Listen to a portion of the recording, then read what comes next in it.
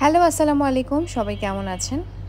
মাঝে, মাঝে আমার পড়তে এত পরিমাণ বিরক্ত লাগে, মনে হয় বই খাতা সব গুছিয়ে আমি শুয়ে থাকি বা অন্য কোনো কাজ করি। কারণ সকালবেলা উঠে যখন ফ্রেশ মাইন্ডে পড়তে বসতে ইচ্ছা করে, তখন দেখা যায় কোনো না কোনো কাজ থাকে।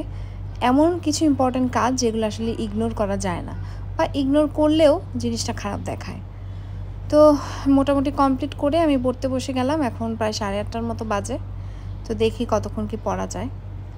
তো পড়া শেষ, এখন সোয়া 10টার মতো বাজে। তো আমি এখন আমার বেবিটাকে খাওয়াবো আর ওর সাথে আর খেলবো। তো দেখা যাক কতক্ষণ সময় লাগে।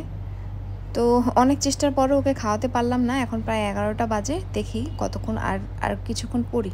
কতক্ষণই বা পড়া যায়। পড়া শেষ করতে, করতে গোসল, খাওয়া, নামাজ সব কিছু কমপ্লিট করার পরে আমার হঠাৎ করে খুব মিষ্টি খেতে ইচ্ছা করলো। তাই ভাবলাম কিছু মিষ্টি বানিয়েই ফেলি। কারণ সবসময় তো আর বাইরে গিয়ে কেনাও সম্ভব না। তো YouTube দেখে বানানো কমপ্লিট। আমি খুব ভালো রাঁধুনি না। তারপরও যতটুকু পেরেছি করেছি। এরপরে সন্ধ্যা হয়ে গেল, 7:30টার মতো বাজে। সাধারণত সন্ধ্যার পরে পড়তে আমার খুবই কষ্ট হয়, কারণ বাবুর বাবা চলে আসে, প্লাস রাতের কিছু রান্নাবান্না, নিজস্ব তো কিছু কাজ থাকেই। তারপরেও চেষ্টা করলাম একটু পড়তে বসি। তো পড়তে বসার সময় একটু খাবারও নিয়ে নিলাম, নাস্তা। তো দেখা যাক কতক্ষণই বা পড়তে পারি।